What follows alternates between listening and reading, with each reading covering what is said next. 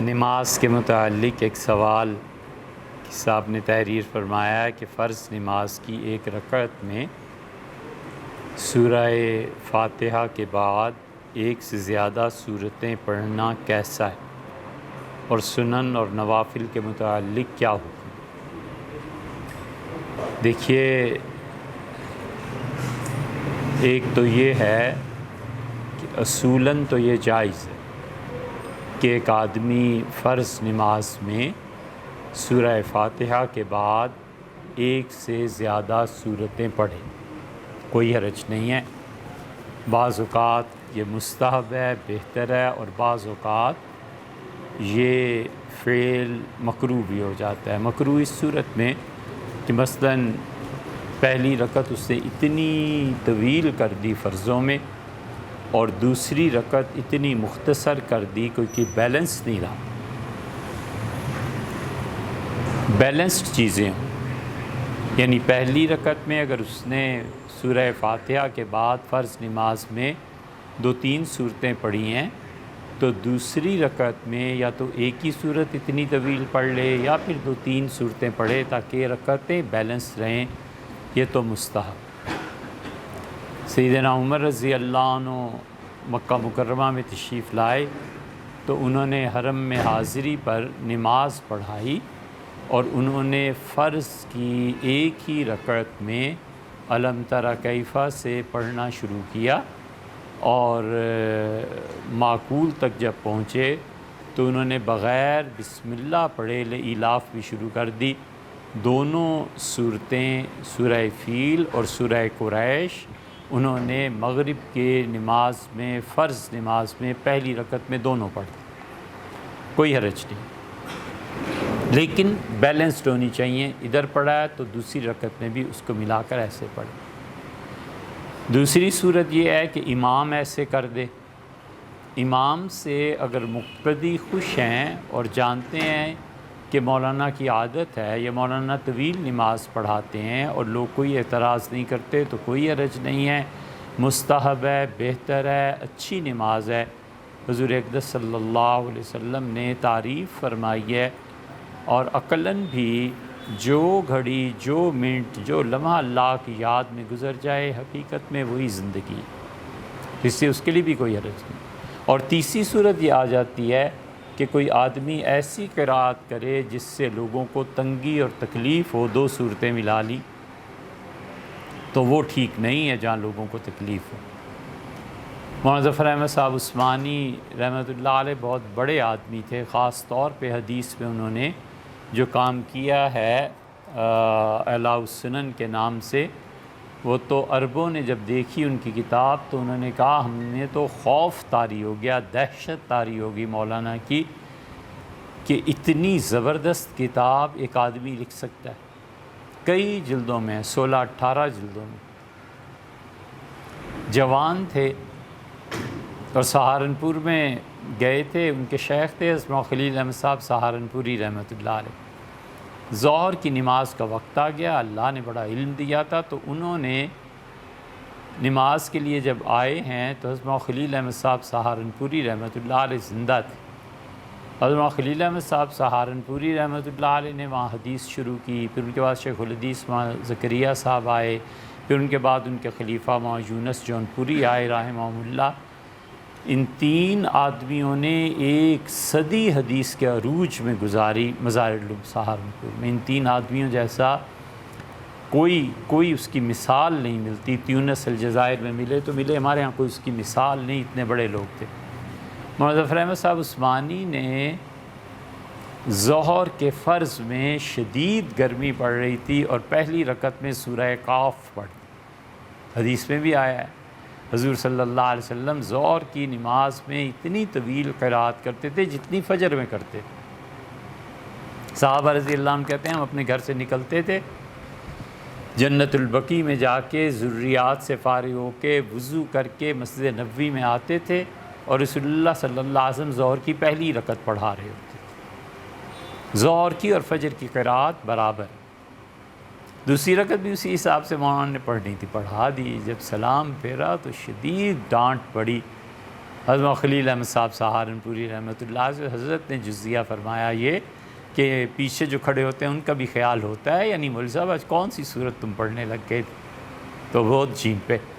تو اس لیے اگر مقتدی تنگ ہو نا پھر نہیں کرنا چاہیے. اگر مقتدی نہ تنگ ہو، انہیں پتہ ہے کہ ایمان، اخلاص، محبت، اللہ کے ساتھ تعلق سے کوئی نماز طویل بھی پڑھتا ہے تو پڑھنا چاہیے. حضور صلی اللہ علیہ وسلم نے اس کی بہت تعریفیں فرمائی. سنن موقدہ کو اتنا زیادہ لمبا نہیں کرنا چاہیے، کیونکہ ہمارے نزدیک سنت موقدہ جو ہے وہ در حقیقت فرض کا ہی ایک حصہ ہے. شامی میں آتا ہے کہ اللہ کے فرشتے اس کا انتظار کرتے ہیں کہ یہ فارغ ہو، سنت موقدہ سے سلام پھیرے تو پھر اس انسان کا نماز لکھی جائے یا اس کا ثواب لکھا جائے. اس لیے ہمیشہ جس نماز کے بعد سنتیں، مثلا ظہر ہے، مغرب ہے، عشاء ہے، یہ جمعہ ہے، ان چاروں نمازوں میں فرض کے بعد سنتیں ہیں اور سنت بھی موقدہ ہے. تو موقدہ سنتوں کو نسبتاً فرض کی نسبت وہ مختصر پڑھنا چاہیے.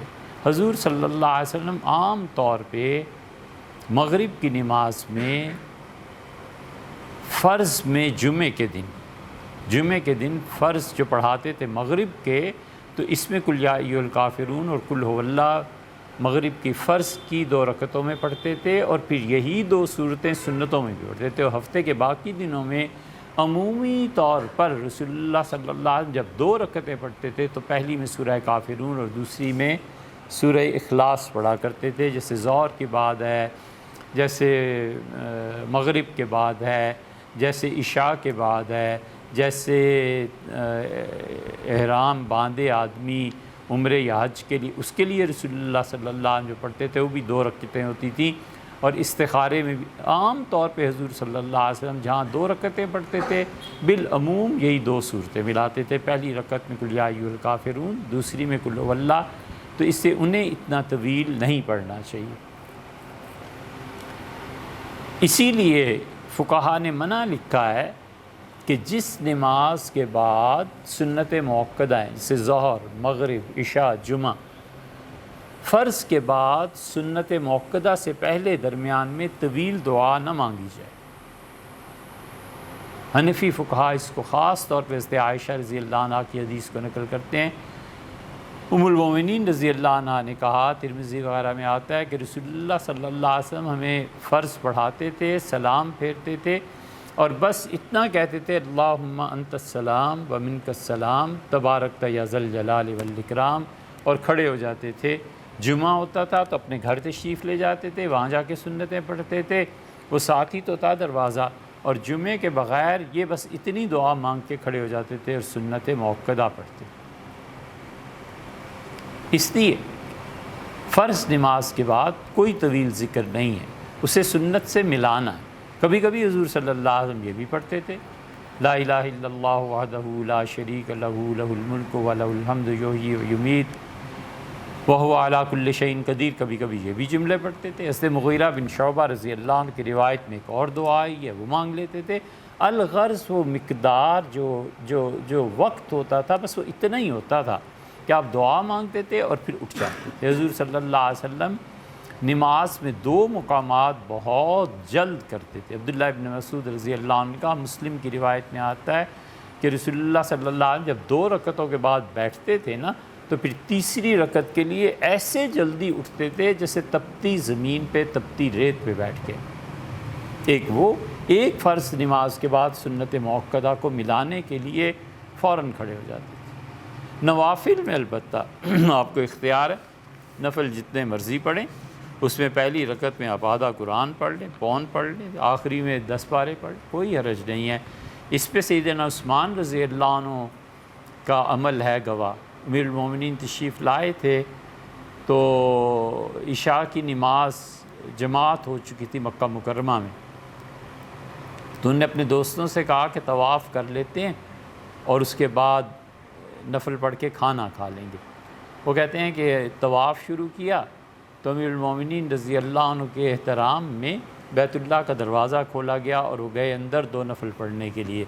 ہم کھانے کے انتظار میں تھے پھر ایک آدمی اندر گیا، اس کا دیکھو تو حضرت پڑھ کیا رہے ہیں، تو انہوں نے فاتحہ کے بعد الف لام میم سے شروع کیا تھا اور وہ پڑھتے چلے گئے حتیٰ کہ قل اعوذ برب الفلق پڑھ کے رکوع کیا، پھر وہ اٹھے قل اعوذ برب الناس پڑھ کے پھر دوسری رکعت پوری کی، پھر باہر آئے تو ہم نے ان سے کہا کہ یہ تو صبح ہو گئی فجر، تو انہوں نے کہا ہاں ہو گئی، بس میرا دل اس میں اتنا لگ گیا۔ ایسے لوگ تھے، تو اس میں گنجائش بہت زیادہ۔ یوٹیوب پہ چینل بنانا کیسا ہے؟ اس کی مانیٹرائزیشن، مانیٹرنگ، جو بھی آپ نے لفظ لکھا ہوگا، اس سے حاصل ہونے والی کمائی کے متعلق کیا حکم ہے؟ ضرور بناؤ بھیا، وقت ایسے ہی آ گیا، آپ ضرور اپنا چینل بنائیے، اللہ تعالیٰ سے مدد مانگیے، اور اس پہ اجرت لینا بھی جائز ہے، اس کا بنانا بھی جائز ہے۔ اس کے کانٹینٹس کیا ہوں گے یہ آپ خود جانتے ہیں کہ صحیح چیز صحیح ہے اور غلط غلط۔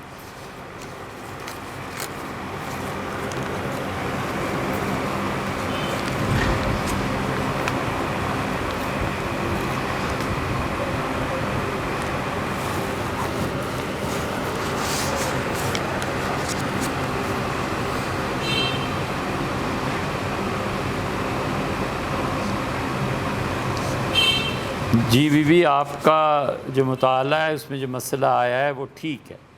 خاتون جس کی شادی کچھ عرصہ پہلے ہوئی ہے، 4 سال، بچے ہیں 2، اور شروع کے 6 ماہ ایسے گزرے تھے جب شوہر خرچہ دیتا تھا، اور اب کوئی شوہر خرچہ بھی نہیں دیتا، نہ الگ کمرہ ہے گھر میں، اور جوائنٹ فیملی سسٹم ہے، لڑائیاں ہوتی ہیں، شوہر کو کوئی بات سننے کے کو کہیں تو تیار نہیں ہیں، اور میرا مطالبہ یہ ہے کہ رہائش خرچ کپڑے وغیرہ دیے جائیں، اور تھوڑے سے فاصلے پہ خواہ کرائے کے گھر میں رہ سکے لیکن سکون تو ملے، جبکہ شوہر سب کچھ کر سکتا ہے نہیں کرتا۔ دیکھیے جتنا بھی فتویٰ ہے نا وہ آپ کے اس اکیلے بیان پہ ہے، آپ نے اس میں سچ لکھا ہے، ہم اس کے مطابق، جھوٹ لکھا ہے تو اس کے مطابق، لیکن ذمہ داری اس پرچی پہ ہے جو کچھ آپ نے لکھا ہے، ٹھیک ہے؟ یہ جتنوں کو بھی شادی کا شوق چڑھا ہوا ہوتا ہے نا، انہیں چاہیے کہ اپنی بیوی کے لیے ایک الگ کمرہ، ایک اتنی جگہ جہاں پر وہ اپنی صحت کے لیے ٹہل سکے، ایک واش روم، ایک کچن جہاں پہ اس کا مکمل اختیار ہو، یہ پہلے اس کی فکر کریں اور پھر شادی کے مزے اڑائیں۔ یہ شرعاً فرض ہے، شوہر کے ذمے نہیں کر سکتا تو پھر کیوں اس مشکل میں پڑتا ہے؟ اللہ نے فرمایا ہے کہ فواحدہ، اور ایک کر لو، 4 نہیں کر سکتے، 1 کر لو، اور پھر اللہ نے فرمایا ہے کہ صبر کرو، اگر 1 کا بھی اہل نہیں ہے نا تو صبر کرے۔ یہ ہر عورت کا حق بنتا ہے کہ وہ اپنے لیے الگ کمرے کا شوہر سے مطالبہ کرے، اتنی جگہ کا جہاں پر وہ ٹہل سکے، تیسری چیز جہاں اس کا کھانا پکتا ہے وہ آزادی سے اپنا کھانا پکا سکے، اور چوتھی چیز جہاں آج کل کپڑے کی دھلائی یہ سب چیزیں کر سکے۔ عورت آزاد ہے، عورت کسی کی باندی اور غلام یا اس قسم کے سسٹم اب نہیں رہے۔ جوائنٹ فیملی سسٹم میں خاتون کو چاہیے کہ وہ تعاون کریں، اپنے ساس سسر کی خدمت کریں، اس کے لیے ضروری نہیں ہے کہ شریعت ہی کہے، ٹریڈیشنل چیزیں ہمارے ہاں ایسے ہیں، ہمارے ہاں روایات معاشرے میں چل رہی ہیں، اچھی روایات کو قائم رہنا چاہیے، بری چیزوں کو ختم کرنا چاہیے، لیکن اچھی روایات، مذہب اس کے مقابلے میں کیا کہتا ہے؟ مذہب اگر خاموش ہے تو بہت اچھی بات ہے، مذہب کو انسٹرکشن دیتا ہے تو خود وہ انسٹرکشن، مذہب کا حکم کس درجے کا ہے، فرض ہے، واجب ہے، صرف مستحب ہے، یہ سب چیزیں سوچنی پڑتی ہیں۔ اس لیے خاتون کا اتنا حق بنتا ہے، اگر شوہر اس کا یہ حق نہیں دیتا، حق مہر میں جو لکھا تھا نا کہ ہر مہینے اتنے پیسے ادا کروں گا، اس کا جیب خرچ ہے، وہ نہیں پوچھ سکتا کہ میں نے 5,000 لکھا تھا یہ دیا ہے تو 5,000 کہاں کیا ہے، اس کی مرضی، آگ لگا دے، اس کی مرضی پھینک دے، یہ شوہر کے ذمے ہے۔ یہ قیامت میں پتہ چلے گا اگر 5,000 ہر روپے مہینے نہیں دے، لکھا کیوں تھا؟ اس لیے شریعت انسانوں کے لیے آئی ہے، اور انسان جو بات بھی کرتا ہے بہت سنجیدگی سے زندگی گزارتا ہے، سوچ سمجھ کے کچھ نہ کرتا ہے۔ جانوروں جیسی جذبات کی زندگی اسلام میں نہیں ہوتی۔ ایک لفظ اس نے کہنا ہے طلاق کا، ایک لفظ اس نے کہنا ہے کہ قبول کیا، ایک لفظ اس نے کہنا ہے یہ بچہ میرا نہیں ہے، ایک لفظ اس نے کہنا ہے کہ یہ جائیداد ایک فکرہ ہے فلاں کو جائے گی، ختم ہو گئی۔ یہ تھوڑی ہے کہ جو منہ میں آئے کہتے جاؤ۔ ہم نے اپنے اساتذہ کو دیکھا 9 سال ان کے ساتھ گزارے، اور خیال رہتا تھا کہ کبھی تو کوئی لفظ ضرورت سے زیادہ بولیں۔ ہنسی مزاح ایک الگ چیز ہے، لیکن مجال ہے کبھی ایک لفظ ضرورت سے زیادہ انہوں نے شریعت بالکل ٹھیک پیمانے پہ اترتے تھے۔ یہ انسان تھے، انہیں پتہ تھا کہ میرے کہنے کا اثر کیا ہوتا ہے۔ تو اس لیے بیوی آپ کا حق بنتا ہے، شوہر کر سکتا ہے، یہ ہے اصل بات، کر سکتا ہے تو اسے کرنا چاہیے، نہیں کرتا تو گناہ گار ہوگا۔ یہ سارے جھگڑے اور لڑائیاں اس کے ذمے پڑیں گی، اللہ کے ہاں جواب دینا پڑے گا۔ اور نہیں کر سکتا تو پھر آپ کو صبر کرنا ہی ہے۔ آپ اپنے شوہر کے ساتھ تعاون سے زندگی گزاریں۔ باقی جو بعض عورتوں کو گھر میں صبر کرنے پہ ہوتے ہیں وہ پڑھ لکھ لیجئے، وہ بہت سے حضرات نے کہیں۔ بہت اہم مسئلہ جس پہ بہت زور دیا جا رہا ہے اور بہت لوگوں نے اس پہ بات کی ہے، اور بہت سے حضرات کا اصرار تھا دنیا میں کئی ایک ممالک سے کہ ہم اس پہ ضرور بات کریں۔ دیکھو بھیا، اس مسئلے پہ ہم کئی مرتبہ بات کر چکے ہیں، اس کے باوجود چونکہ مسئلے کا تعلق عقیدے سے ہے، اور عقیدے میں یزید کا سیدنا حسین ابن علی رضی اللہ عنہ کا کیا مقام ہے، کربلا میں جو کچھ ہوا اس کے بارے میں یزید کے متعلق ہم لوگ کیا کہتے ہیں، اسے پھر عرض کرنا۔ یزید کا جو مسئلہ ہے، دیکھیے علماء جب بھی بات کرتے ہیں تو سب سے پہلے کتاب اللہ کو، پھر اس کے بعد حدیث کو، اور پھر اس کے بعد امت کے اجماع کو، اور پھر اس کے بعد قیاس کو، اور ہمیشہ وہ رجوع کرتے ہیں کہ عقیدے میں جو چیز قطعی ہے وہ کیا ہے۔ عقائد اور اعمال میں فرق ہے۔ اعمال میں یہ بھی گنجائش مل جاتی ہے کہ آپ ظہر کی 2 سنتیں پڑھ لیں 4 کی بجائے، ائمہ بہت سے اس کے قائل ہوں، لیکن عقیدہ جو ہوتا ہے وہ قطعی ہوتا ہے، اور عقیدوں میں ایسے اجتہاد بھی نہیں چلتا۔ عقیدہ اللہ ایک ہے یا نہیں ہے، حضرت رسالت پناہ صلی اللہ علیہ وسلم خدا کے آخری رسول ہیں یا نہیں ہیں، صحابہ کرام رضی اللہ عنہم مسلمان ہیں یا نہیں ہیں، قرآن اللہ کی کتاب ہے یا نہیں ہے۔ عقیدہ قطعی طور پہ طے شدہ بات ہوتی ہے۔ ایک کہتے ہی گرہ کو ہے، گرہ جب کسی چیز پہ باندھ دی جائے تو اس کو گرہ کو کھولنا مشکل ہو جاتا ہے۔ بہت سے لوگ اس طرح کس کے باندھتے ہیں کہ ہاتھوں کی لگائی ہوئی گرہیں دانتوں سے کھولنی پڑتی ہیں۔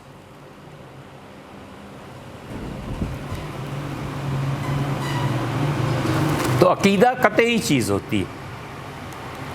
یزید کے بارے میں ہم اللہ کی کتاب کو کیوں نہ دیکھیں؟ اس سے بڑھ کر بھی کوئی چیز ہے جس سے ہمیں اپنا عقیدہ ثابت کرنا ہے۔ اللہ تعالیٰ نے سورہ قتال میں فرمایا ہے، اس سورت کا دوسرا نام سورہ محمد صلی اللہ علیہ وسلم میں 26ویں پارے میں آتی ہے۔ اللہ تعالیٰ نے فرمایا ہے کہ فَهَلْ عَصَيْتُمْ إِن تَوَلَّيْتُمْ، کیا ایسے نہیں ہے کہ اگر زمین میں تمہیں ہم حکمران بنا دیں اور تمہارا اقتدار قائم ہو جائے، ان تفسدوا فی الارض، تو زمین میں فساد تو نہیں مچاؤ گے، وتقطعوا ارحامکم، اور یہ نوبت تو نہیں آ جائے گی کہیں کہ تم اپنے رشتہ داروں کو قتل کرنے لگو۔ اگر کوئی حکومت ملنے پر زمین پہ فساد مچائے گا اور اپنے رشتہ داروں کو مارے گا، قتل کرے گا، تو اللہ نے فرمایا اولئک لعنہم اللہ فاولئک لعنہم اللہ، اللہ کی لعنت ایسے حکمرانوں پر پڑے، فاصمہم اور بہرے ہو جائیں، واعمی ابصارہم اور ان کی آنکھیں اندھی ہو گئی۔ یہ اللہ تعالیٰ نے ان حکمرانوں کے بارے میں کہا جنہیں حکومت ملی اور انہوں نے نہ اپنی رشتہ داریوں کا پاس کیا اور نہ فساد میں کوئی کمی چھوڑی۔ اس امت میں سب سے پہلا آدمی یزید تھا جس نے یہ ساری حرکتیں کی، اور اسی بنا پر اس آیت کی تفسیر آپ دیکھیے اٹھا کے، اس آیت کی تفسیر امت میں یہ جتنے سمجھنے والے تھے یہ گمراہی گزرے۔ اگر یہ پچھلے مفسرین گمراہ تھے تو پھر اللہ ہی حافظ ہے اس دین کا۔ امام احمد ابن حنبل رحمۃ اللہ علیہ نے اس آیت کو پڑھا، اور امام احمد ابن حنبل رحمۃ اللہ علیہ نے کہا کہ میں کیسے اس پہ لعنت نہ کروں جس پہ اللہ لعنت کرتا ہے قرآن میں، اور انہیں یزید پہ لعنت کی، امام احمد ابن حنبل رحمۃ اللہ علیہ۔ اور انہوں نے فرمایا یہ جملہ وَهَلْ يُحِبُّ يَزِيدُ أَحَدٌ يُؤْمِنُ بِاللَّهِ وَالْيَوْمِ الْآخِرِ، کوئی بھی مسلمان جس کا اللہ پہ اور آخرت پر ایمان ہے کیا یزید سے محبت کرے گا؟ پھر دوسری جگہ امام احمد ابن حنبل رحمۃ اللہ علیہ نے کہا، انہوں نے کہا لِمَ لَا يُلْعَنُ لَعَنَهُ اللَّهُ فِي کتابِ، میں اس شخص پہ کیسے لعنت نہ کروں جس پہ اللہ نے لعنت کی ہے، اور پھر یہی آیت پڑھی۔ یزید سے پہلے کس نے حکمران بننے پر اپنے رشتہ داروں کو شہید کیا اور زمین میں فساد مچایا؟ یہ پہلا آدمی تھا، اور یہ لعنت کرنے والا کوئی معمولی انسان نہیں ہے۔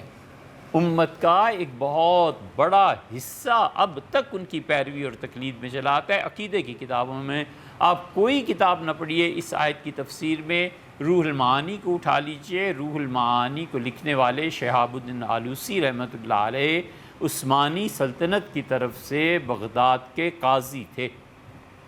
بغداد جو علم کا مرکز اور گڑھ تھا، اس میں اتنا بڑا مقام ان لوگوں کو حاصل تھا، شامی کو، ان کو، یہ آخری دور کے لوگوں میں سے 13ویں صدی کے لوگوں میں سے ہیں۔ انہوں نے اس آیت کریمہ کے تحت جو کچھ یزید کے بارے میں لکھا ہے، ہم اہل السنہ کا وہی موقف، انہوں نے لعنت بھیجی ہے امام احمد ابن حنبل رحمۃ اللہ علیہ کی پیروی میں۔ اور پھر آگے آتی ہے بات، آپ پھر عرض کرتے ہیں کہ کیوں انہوں نے لعنت بھیجی ہے۔ یزید کے بارے میں صاف بات امام احمد ابن حنبل رحمۃ اللہ علیہ نے کی، ان کے ماننے والوں نے لکھا، ان کے پیروکاروں نے لکھا۔ ابن تیمیہ رحمۃ اللہ علیہ جو بنیادی طور پر حنبلی تھے، وہ یزید کی حمایت میں نہیں لکھ سکے، انہیں پتہ تھا نا امام کا مسلک کیا۔ اچھا بھیا، وہ عربی میں ہے نہیں، آپ تفسیر مظہری لے لیجیے۔ تفسیر مظہری یہ قاضی ثناء اللہ صاحب پانی پتی رحمۃ اللہ علیہ کی ہے۔ حضرت مرزا مظہر جان جانا رحمۃ اللہ علیہ نے انہیں خلافت دی تھی، اور حضرت مرزا مظہر جان جانا رحمۃ اللہ علیہ نے قاضی صاحب کے لیے ایک دن فرمایا کہ میں اس کو کیوں نہ اجازت دوں، میں نے اس شخص کو دیکھا ہے، یہ کھڑا ہوتا ہے تو اللہ کے فرشتے کھڑے ہوتے ہیں۔ عالم کشف میں ان کے شیخ نے کہا میں دیکھتا ہوں اس انسان کو، میرا یہ مرید کھڑا ہوتا ہے تو اللہ کے فرشتے اس کا قیام اور تعظیم کے لیے کھڑے ہوتے ہیں۔ قاضی ثناء اللہ صاحب پانی پتی رحمۃ اللہ علیہ نے تفسیر لکھی، اور اس کا نام اپنے شیخ کے نام پہ تفسیر مظہری لکھا۔ آپ تفسیر مظہری کھول لیجئے، اور کیا عقیدہ تھا حنفیوں کا اور کیا کہتے ہیں یہ حنبلی، آپ اس میں پڑھ لیجئے۔ آپ کیوں ادھر ادھر جاتے ہیں؟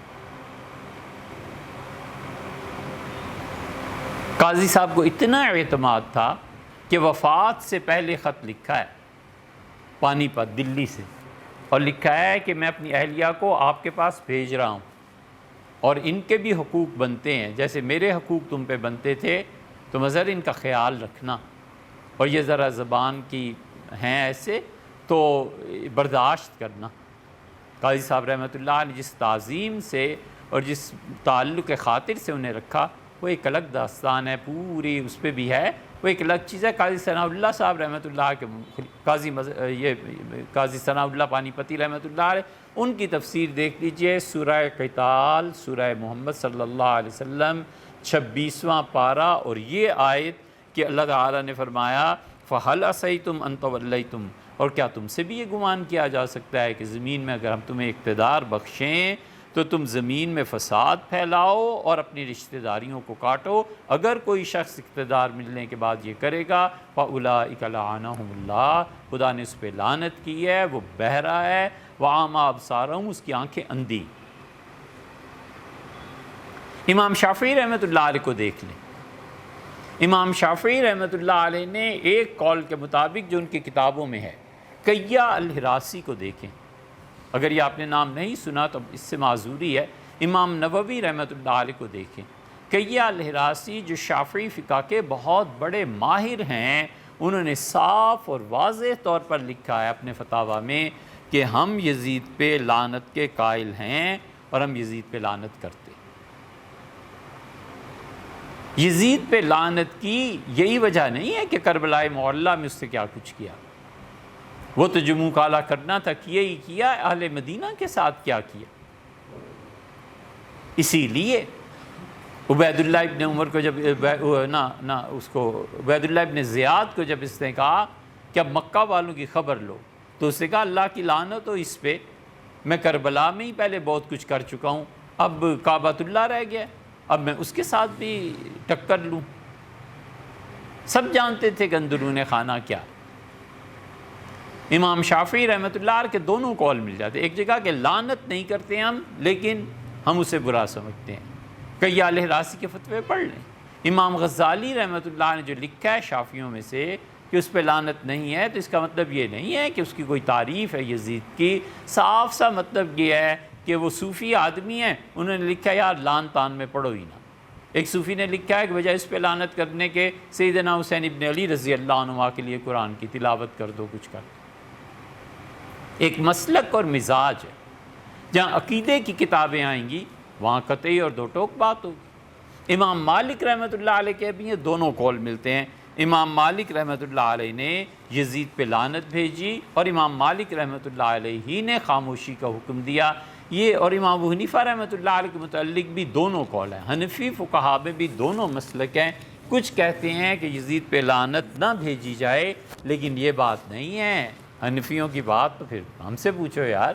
حنفی اس لیے کہتے ہیں ہم اس لیے لعنت نہیں بھیجتے کہ اس کے کرتوت کم ہیں، ہم اس لیے لعنت کو منع کرتے ہیں کہ آگے دروازہ کھل جائے اور تم صحابہ کرام رضی اللہ عنہ تک پہنچ جاؤ، ہم اس لیے منع کرتے ہیں۔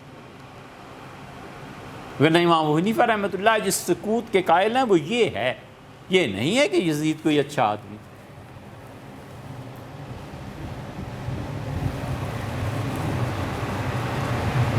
حدیث میں اس کے کرتوت آئے، حدیث میں صاف آتا ہے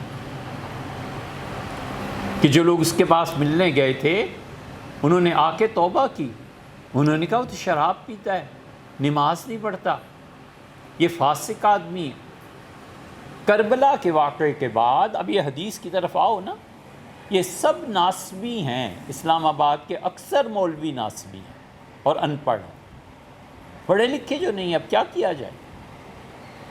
ان کا وتیرہ یہ ہے کہ یزید ہمارا رہنما ہے۔ ام المومنین حضرت عائشہ رضی اللہ عنہا کی جو عمر نکاح کے وقت حضور صلی اللہ علیہ وسلم کے ساتھ تھی، صحیح بخاری میں ہے، ان حدیثوں کو نہیں ماننا۔ ترمذی میں بنو امیہ کے متعلق ان کی مذمت میں جو احادیث آئی ہیں ان کو بھی نہیں ماننا۔ یہ سب حدیث کا انکار ہے۔ اصل فتنہ یہ ہے کہ حدیث ان کے خلاف جاتی ہے۔ صحیح بخاری میں آیا ہے، اب اس حدیث کا کیا کرنا ہے آپ نے؟ قرآن کریم کی آیت بتا دی، اس حدیث کا کیا کرنا ہے؟ صحیح بخاری میں آیا ہے کہ سیدنا حسین ابن علی رضی اللہ عنہ کا سر کاٹ کر جب عبیداللہ ابن زیاد کے سامنے لایا گیا تو عبیداللہ ابن زیاد چھڑی ہاتھ سے لے کے کبھی ان کے ناک میں ڈالتا تھا، کبھی ان کے منہ میں ڈالتا تھا، اور جملے کہتا تھا، کیا کہتا تھا؟ اچھا یہ خوبصورت ہے، اچھا یہ حسین ہے۔ یہ کفر نہیں ہے تو اور کیا ہے؟ حتیٰ کہ انس بن مالک رضی اللہ عنہ اٹھے اور کہتے ہیں میں نے اسے سمجھایا، منع کیا، میں نے کہا نہ کر، حضور صلی اللہ علیہ وسلم جسے کبھی تو چھڑیاں لگا رہا ہے نا، مار رہا ہے اس سر کو، حضور صلی اللہ علیہ وسلم بوسہ دیا کرتے تھے، تب وہ شرمندہ ہو۔ ابو برزہ رضی اللہ عنہ آئے ہیں، یہ ابو داؤد کی روایت ہے، ان حدیثوں کو کہاں لے جانا ہے یار؟ ابو داؤد میں آیا ہے کہ حضرت ابو برزہ اسلمی حضور صلی اللہ علیہ وسلم کے صحابہ رضی اللہ عنہ میں سے تھے۔ عبیداللہ ابن زیاد کھڑا تھا اور جب وہ آئے تو قد کے اعتبار سے کم تھے۔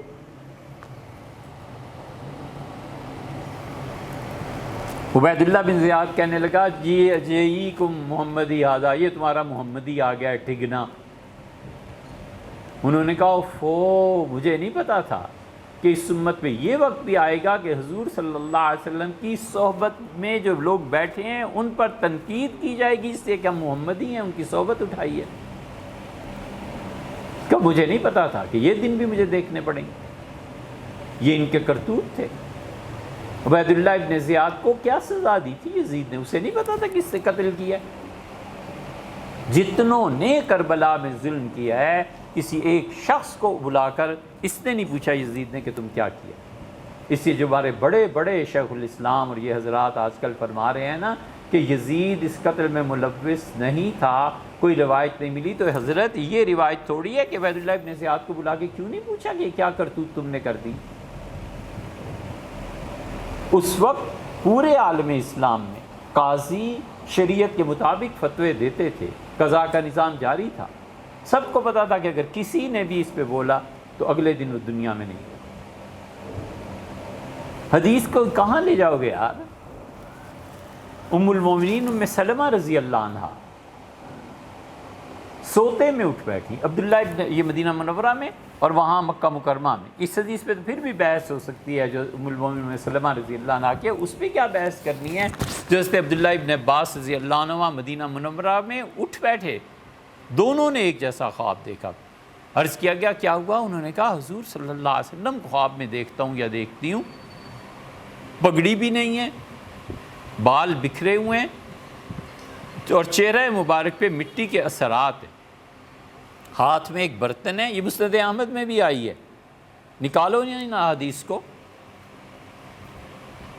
ہاتھ میں ایک برتن ہے شیشے کا اور جگہ جگہ جمع ہوا خون ہے، زمین میں مٹی میں ملا ہوا، اسے اٹھا اٹھا کر ڈال رہے ہیں۔ تو میں نے پوچھا اللہ کے رسول آپ کو کیا ہو گیا ہے؟ فرمایا تمہیں نہیں پتا، ہم کربلا آئے ہیں حسین کا خون اٹھا۔ روح مبارکہ تک اس واقعے کا، اس سانے کا اثر پہنچا۔ ان احادیث کو نکال دیں پھر اہل سنت کی کتابوں میں سے۔ حافظ ابن حجر رحمۃ اللہ علیہ کی لسان المیزان اٹھاؤ اور تذکرہ پڑھو ان سب کا۔ عمر بن عبدالعزیز رحمۃ اللہ علیہ کے تذکرے میں حافظ جی نے رحمہ اللہ ایک جگہ لکھا ہے، انہوں نے کہا ایک شخص نے عمر بن عبدالعزیز رحمۃ اللہ علیہ کے سامنے یزید کو امیر المومنین کہہ دیا۔ عمر بن عبدالعزیز رحمۃ اللہ علیہ نے 20 کوڑے مروائے اور کہا یزید کو امیر المومنین کہتے ہو؟ اب چھوڑ دیں حدیث کی کتابوں کو بھی، یہ پورا گروہ ہے جنہیں حدیث کی بےخونی کرنی۔ کچھ اعلی کار ان کے بن گئے ہیں، پڑھا لکھا کچھ ہے نہیں، کتابوں تک رسائی وہ اور جہان ہے، ان کا جہان اور۔ اب ان کو بھی چھوڑ دیں، اب خود سوچیں کہ کتاب و سنت کے بعد ائمہ اربعہ بیٹھے بحث کر رہے ہیں ایک آدمی کے بارے میں کہ یہ کافر ہے کہ مسلمان ہے، کوئی اٹھ کے پوچھے حضرت گناہ گار بھی تھا تو کہے گا نا کوئی کہ میاں دماغ درست ہے، ہم تو اس کے کفر اسلام کے مسئلے پہ بحث کر رہے ہیں کہ کافر تھا یا مسلمان تھا، اور تم کہتے ہو گناہ گار بھی تھا۔ وہ شدید گناہ گار انسان تھا، اسی لیے تو اس کے کفر اسلام کی بحث آئی۔ یزید نے کیا تھا اہل بیت کرام رضی اللہ عنہ کے ساتھ؟ کانپتے تھے۔ حضرت سید الساجدین زین العابدین رحمۃ اللہ علیہ رہ گئے تھے اور وہ مدینہ منورہ میں تھے، بڑے دانا، بڑے اللہ کو یاد کرنے والے، خدا کے لیے بڑی عبادت کرنے والے، علوم کے وارث، اپنے دادا کا علم ان کے پاس تھا، اپنے والد کا علم ان کے پاس تھا، اپنے بڑے ابا کا علم ان کے پاس تھا۔ ان جیسی ہستی کون تھی؟ زین العابدین رحمۃ اللہ علیہ مدینہ منورہ میں وہ سمجھ گئے، 19-20 سال کے لڑکے تھے، مدینہ منورہ پہنچے اور نے اپنے سارے خاندان کو جمع کیا، سیدنا حسن رضی اللہ عنہ کی اولاد کو بھی۔ یہ ایک آدمی بچ گیا تھا کربلا میں، اگر وہ شہید اس دن کر دیے جاتے، یہ آئے تھے سارے مارنے کے لیے انہیں، پھر ایک فوجی نے دوسرے کو احساس دلایا، اس نے کہا نہ کرو یار، یہ حسین کا بیٹا بیچارہ بیمار ہے، چھوڑ دو، ورنہ انہوں نے تو حسینیوں کا خاتمہ کر دیا تھا۔ وہ آئے مدینہ منورہ اور نے سب کو جمع کیا اور انہوں نے کہا بچوں حکومت کا مسئلہ نہیں، ہم میں سے آئندہ کوئی حکومت سے ٹکر نہیں لے گا، اپنا علم کا کام کرو، اللہ ہی کو منظور نہیں ہے کہ ہمارے ہاں حکومت اور علم دونوں چیزیں جمع ہو جائے۔ یزید کا لشکر، یزید اہل مدینہ نے سنا جابر ابن عبداللہ رضی اللہ عنہما زندہ تھے۔ جابر ابن عبداللہ وہ آدمی ہیں جن کو رسول اللہ صلی اللہ علیہ وسلم نے فرمایا دیکھو اس کے حسین رضی اللہ عنہ ان کے ہاں اولاد ہوگی، اور پھر میرا ایک پڑپوتا آگے چل کے جعفر آئے گا، امام باقر رحمۃ اللہ علیہ۔ بقرہ عربی میں کہتے ہیں یہ جو بیل زمین پہ پاؤں مارتا ہے نا، اس عمل کو امام باقر رحمۃ اللہ علیہ کو باقر اس لیے کہا گیا کہ وہ جستجو کرتے تھے علم کی، زمین کے نیچے بھی کہیں علم تھا تو اسے بھی اٹھا لاتے تھے۔ حضور صلی اللہ علیہ وسلم اسے میرا سلام کہنا۔ یہ حنفی فقہ کی عقیدے کی کتابوں میں لکھا ہوا ہے۔ حضرت جابر بن عبداللہ تشریف لے گئے اور جا کر امام باقر رحمہم اللہ ان سے کہا کہ حضور صلی اللہ علیہ وسلم امانت دی تھی بیٹے پہنچانے آیا ہوں، تم حسین کے پوتے ہو، تو حضور صلی اللہ علیہ وسلم اپنے جد امجد کا سلام تمہیں پیش کرتا ہوں، حضرت نے تمہارے متعلق فرمایا تھا۔ زین العابدین رحمۃ اللہ علیہ نے کہا کوئی حکم، اس لیے پہلے جابر ابن عبداللہ اور ان لوگوں نے کہا، اور حضرت ابو سعید خدری رضی اللہ عنہ ہیں، کتنے نام گنوائے صحابہ کرام رضی اللہ عنہ کی اولاد ہے، انہوں نے کہا اگر کربلا کے واقعے پہ تم نے احتجاج نہ کیا اور اس مدینہ سے ان حکمرانوں کو نکال نہ دیا تو اللہ کی قسم پتھر برسیں گے، خدا مارے گا تمہیں، اٹھو اور کام کرو۔ احتجاج ہوا، یزید نے فوج بھیج دی، اور جو فوج بھیجی ہے سینکڑوں تابعین کو انہوں نے قتل کیا ہے، مسجد نبوی میں نماز بند کر دی، اور عورتوں کا تو جو حشر ہوا ہے وہ سارا آپ کی حدیث کی کتابوں میں ہے، اس کو کیا کرنا ہے؟ باب الکرامات مشکات شریف کا کھول لیجئے، مشکات میں جہاں کرامتوں کا باب آتا ہے وہاں پہ صاحب مشکات اس حدیث کو لائے ہیں کہ حضرت رسالت مآب صلی اللہ علیہ وسلم کے حجرہ مبارکہ پہ یہ رہتے تھے سعید ابن مسیب رحمۃ اللہ علیہ، اور سعید پر پورے پکے نمازی مسجد نبوی کے۔ تو کسی نے پوچھا حضرت ان 3 دنوں میں جب مسجد نبوی شہید ہو رہی تھی، بند تھی، کیا کیا؟ انہوں نے کہا حضور صلی اللہ علیہ وسلم کی قبر سے اذان کی آواز سنتا تھا اور اس کی نماز پڑھ لیتا۔ اس حدیث کو بھی اڑا دو بیچ میں سے، کہاں جائیں گے احادیث کو چھوڑ کے؟ یزید نے اس موقع پہ حضرت زین العابدین رحمۃ اللہ تشریف لائے، پہلے ہی دن جب فوج داخل ہوئی ہے انہوں نے کمانڈر سے آ کے کہا کہ ہمارا کوئی تعلق نہیں ہے، جو اہل مدینہ بغاوت کر رہے ہیں آپ جانیں وہ جانیں، میں نے اپنے دروازے بند کر دیے، اس لیے کہ وہ جانتے تھے کہ اب ہم 2-4 ہی تو رہ گئے ہیں، اگر ہم بھی قتل ہو گئے تو ہماری عورتوں کو کون محافظ ہو؟ اور ایسے ہی نہیں آ گئے، اس قدر ظلم کیا ہے یزید نے۔ جو فوج بھجوائی تھی اس نے کہا زین العابدین کا ذرا خیال کر لینا، باقی کسی کو نہ چھوڑنا۔ وہ لوگوں نے لعنت ملامت کی نا یزید پہ کہ یہ کیا ہے، اہل بیت کرام رضی اللہ عنہ کے خون سے ہاتھ رنگے، اس نے وصیت کر دی، اس وصیت اور زین العابدین رحمۃ اللہ علیہ تشریف لائے ہیں، مروان ایک طرف تھا، اس کا بیٹا عبد الملک ایک طرف تھا، اور اس نے کمانڈر سے کہا کہ مجھے پانی پلاؤ، تھے تو سب ایک ہی، اس سے پانی منگوا کے اسے دے دیا مروان کو۔ مروان نے کہا زین العابدین تم پانی پی لو، وہ سمجھ گیا مسلم اس کا نام تھا کمانڈر کا، اس نے کہا زین العابدین تم پانی پی لو، جب پیو گے تو تم میرے مہمان بن جاؤ گے، اور عربوں کی روایت کے خلاف ہے کہ اپنے مہمانوں کو تنگ کریں، پی لو۔ جب پی لیا تو اس نے کہا اگر یہ پانی نہ پیا ہوتا اور امیر المومنین یزید نے مجھے نہ کہا ہوتا کہ میں تمہارا خیال کروں تو میں تو تمہارا بھی سر اڑا دیتا۔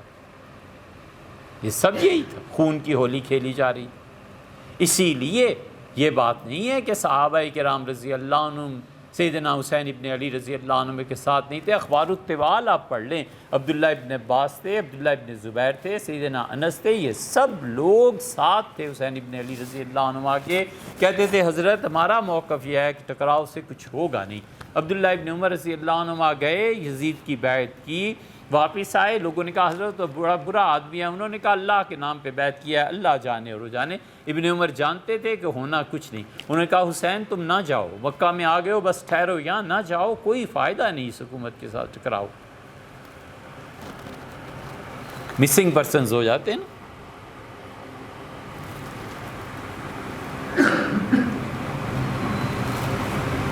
حسین ابن علی رضی اللہ عنہ نہیں مانے اور وہ چلے، تو عبداللہ ابن عمر رضی اللہ عنہ نے انہیں اپنے سینے سے لگایا اور چمٹا کے زور سے انہیں بھینچا اور روتے رہے اور کہنے لگے شہید کا بیٹا شہید، اللہ کے حوالے۔ پھر کہا حضرت بچوں کو تو نہ لے جائیں، اہلیہ کو تو نہ لے جائیں۔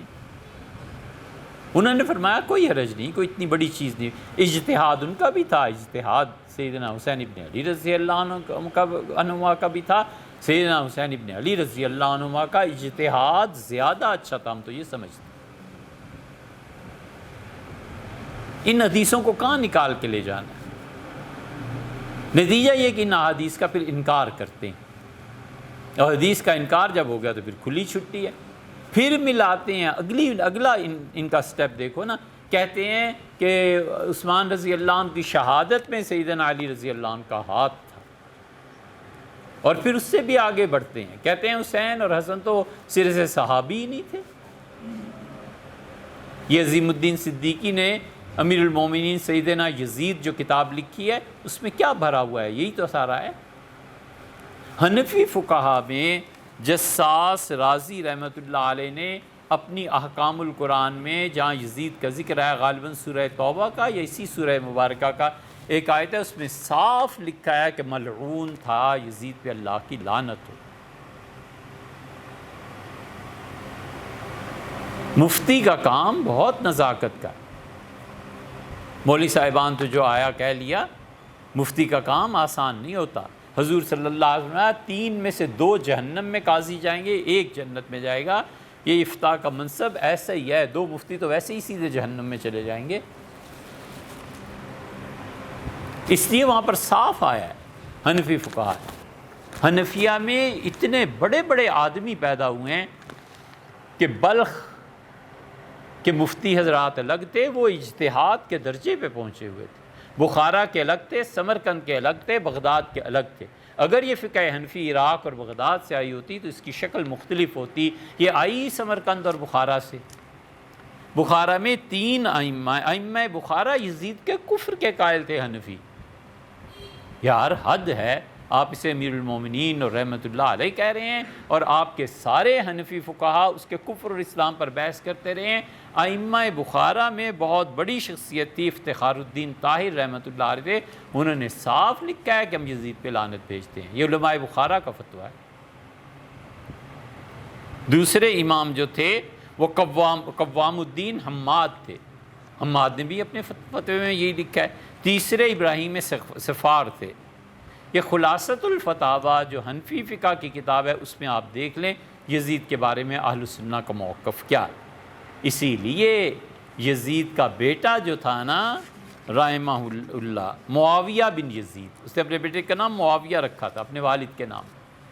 معاویہ بن یزید کو جب حکومت ملی ہے باپ کے بعد، تو آیا ایک ہی پہلا اور آخری خطبہ اس نے دیا۔ اس نے کہا مجھے اپنے والد کے کرتوت پتہ ہیں۔ اس نے رسول اللہ صلی اللہ علیہ وسلم کے اہل بیت کرام رضی اللہ عنہم کے خون سے اپنے ہاتھ رنگے، اور اگر یہ خیر کی بات ہے حکومت تو ہمارے ہاں بہت خیر آ گیا، ہم بھائیوں نے بہت مزے کر لیے حکومت کے۔ اگر یہ شر ہے تو اللہ کی پناہ مانگتے ہیں، میرے باپ نے جو کچھ کیا ہے وہی کوئی حساب کتاب ہو جائے تو کافی ہے، لوگوں یہ خلافت کسی اور کو دو، میں چلتا ہوں، یہ کہہ کے چلے۔ بالکل خلافت پہ ہاتھ نہیں رکھا۔ خلافت مروان کے پاس آئی، خلافت آئی عبد الملک کے پاس۔ عبد الملک نے یہ ناسبی حجاج ابن یوسف کی ایسی تعریف کرتے ہیں جیسے حجاج ابن یوسف معاذ اللہ استغفر اللہ کوئی بہت ہی پاک آدمی ہے۔ ترمذی کی اس روایت کو کہاں لے کے جاؤ گے یار؟ یہاں آیا ہے کہ 1,20,000 آدمی حجاج ابن یوسف نے قتل کرائے، اور انہیں کچھ معلوم نہیں تھا کہ کیوں قتل کیا جا رہا ہے، اور 35,000 آدمی اس کی موت پہ جیلوں سے نکالے گئے جنہیں پتہ ہی نہیں تھا کہ ہم جیل میں کیوں چلے گئے۔ جبر کی حکومت یہ ہوتی ہے۔ حجاج ابن یوسف کی حکومت فوج کی تھی نا، تو پھر یہی ہوتا ہے۔ کتنی کتھا سنائیں۔ اسی لیے عبد الملک جب حکمران بنا ہے تو حجاج ابن یوسف اس کا کمانڈر تھا، اس سے بھی بیت اللہ کو آگے توڑ دیا، بیت اللہ مدینہ منورہ میں تباہی پھیلا دی۔ حضرت انس رضی اللہ عنہ کے ہاتھوں پہ مہر لگا دی کہ یہ گورنمنٹ کا مجرم ہے، کوئی اس آدمی سے نہیں ملے گا۔ ابن عمر رضی اللہ عنہ طواف کر رہے تھے، یہ حدیث میں آیا ہے بخاری کی شروع میں، حجاج ابن یوسف نے نیزہ مارا، وہ دھکا لگ گیا اور نیزے میں زہر لگا ہوا تھا، وہ زہر پھیلا، اور عبداللہ ابن عمر رضی اللہ عنہ سے پھر آیا پوچھنے کہ حضرت کیسی طبیعت ہے، تو انہوں نے کہا کہ مارتے ہو اور پھر پوچھتے ہو کہ کیسی طبیعت۔ ابن عمر رضی اللہ عنہ شہید ہو گئے۔ یہ جو عبد الملک تھا اس نے حجاج کو لکھا، اس سے کہا دیکھو بنو امیہ کے خلاف جو بغاوتیں ہو رہی ہیں تم لوگوں کو تلوار کے نیچے لٹا دو، لیکن علی کی اولاد پر ہاتھ نہ ڈالنا، یہ بنو ہاشم جو ہے نا ان کے خون پہ ہاتھ نہ ڈالنا۔ میں نے دیکھا ہے بنو ہاشم کے خون پہ فاطمہ رضی اللہ عنہ کی اولاد پہ جس نے ہاتھ ڈالا ہے اس کی حکومت تباہ ہو گئی ہے۔ یزید اسی لیے تباہ ہو گیا کہ اس نے حسین ابن علی رضی اللہ عنہ کے ہاتھ میں خون رنگ دیا۔ آپ اس حدیث کو کہیں لے جا سکتے ہیں، ترمذی کھولیں، 10 محرم ہی کو یہ سیدنا حسین ابن علی رضی اللہ عنہ کو شہید کیا ہے نا، سن 67 ہجری میں 10 محرم ہی کو عبید اللہ ابن زیاد مارا گیا۔ عبید اللہ ابن زیاد اور اس کے ساتھ جنہوں نے کربلا میں حصہ لیا تھا نا کمانڈر سر لائے گئے، اور وہ کہتے ہیں کہ سر ان کے بھیجے گئے۔ سر جب رکھے گئے دمشق کی مسجد میں تو کھولا گیا وہ تھیلا جس میں سر آئے ہوئے تھے، تو شور مچ گیا کہ سانپ آ گیا، سانپ آ گیا۔ کہتے ہیں ہم نے پھینک دیے۔ عبید اللہ ابن زیاد کے یہ جو حلق ہے اس سے سانپ داخل ہوا اور اس کے اندر رہا سر میں، اور پھر وہ ناک سے باہر چلا گیا، اور پھر شور مچ گیا، سر رکھ دیے گئے، سانپ آ گیا، سانپ آ گیا، اور پھر اس نے یہی کیا، پھر اس نے یہی کیا، ڈستا تھا اس عبید اللہ ابن زیاد کے سر پہ۔ اس حدیث کو نکال دو، ہم نے آپ کو بتا دیا کہ کتاب اللہ دیکھ لیں اس کی تشریح، احادیث پڑھ لیں اس کی تشریح دیکھ لیں، ائمہ مجتہدین کے فتاویٰ دیکھ لیں، اور آپ بالکل اپنے قریب کے 3 آدمیوں کو دیکھ لیں۔ 3 چھوٹے چھوٹے جملے آپ سے حضرت مجدد الفسانی سرہندی رحمۃ اللہ علیہ نے اپنے مکتوبات شریف میں لکھا ہے۔ حضرت مجدد رحمۃ اللہ علیہ نے لکھا ہے کہ زمرہ فسقہ فاسق آدمی تھا، ہم لعنت بھیجنے کی اجازت اس لیے نہیں دیتے کہ آگے نہ مسئلہ چلا جائے، وگرنہ یہ یزید پلید کے لفظ لکھے ہیں۔ اس زمانے میں ہالینڈ کے لوگ آئے ہوئے تھے، فرنگی، بر صغیر اور ہالینڈ کے درمیان بحری جنگیں جاری تھیں۔ حضرت مجدد رحمۃ اللہ نے لکھا ہے کہ کار کند اس نے وہ کرتوت کیے کربلا میں اور مدینہ منورہ میں ہیچ کافر فرنگ نہ کرتا، کسی فرنگی کافر نے وہ کام نہیں کیے جو اس یزید نے کیا۔ حضرت شاہ ولی اللہ کا بھی سنا دیں، شاہ ولی اللہ رحمۃ اللہ علیہ کی کتاب ازالۃ الخفا پڑھ لیں، شاہ صاحب نے صاف لکھے ہیں اس کے کرتوت اور سے فاسق قرار دیا۔ حجت اللہ البالغہ پڑھ لیں، اس میں بھی ہے۔ آخری حوالہ دیں شاہ عبدالعزیز صاحب محدث دہلوی رحمۃ اللہ۔ شاہ عبدالعزیز صاحب محدث دہلوی رحمۃ اللہ نے لکھا ہے کہ دنیا میں ایسے بدبخت بھی ہوتے ہیں جو انبیاء علیہ الصلوۃ والسلام کو قتل کر دیتے ہیں، ائمہ کرام کو قتل کرتے ہیں، اللہ کے اچھے بندوں کو قتل کرتے ہیں، جیسے یزید اور اس کے ماننے والے شاہ عبدالعزیز صاحب رحمۃ اللہ علیہ کے۔ اور میاں ان عقیدے کی چیزوں میں حتیٰ کہ اعمال کی چیزوں میں استخارے نہیں ہوا کرتے۔ کہ ہم استخارہ کرنا شروع کر دیں کہ فاتحہ سے پہلے بسم اللہ پڑھیں یا نہ پڑھیں، عقیدے میں استخارہ شروع کر دیں کہ قرآن پورا ہے یعنی میرے لا حول ولا قوت الا باللہ، یہ تو قطعی بات ہوتی ہے کہ عقیدہ یہ ہے یا نہیں۔ اس لیے ہمارا صاف عقیدہ ہے جو ہمارے اسلاف کا تھا، جو حنفیوں کا تھا، ماتریدیوں کا تھا، دلائل کی بنیاد پہ تھا کہ یزید فاسق ہے، اور اگر کوئی آدمی اس پہ لعنت کرتا ہے تو گناہگار نہیں ہوتا۔